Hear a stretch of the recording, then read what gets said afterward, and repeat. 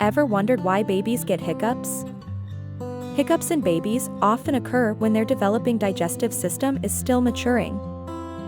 Swallowing air while feeding or sucking on a pacifier can trigger hiccups. Hiccups happen when the diaphragm spasms, causing a sudden intake of breath. Don't worry, it's usually harmless and will pass on its own. So, next time your baby hiccups, remember it's just a part of their adorable journey. Thank you for watching.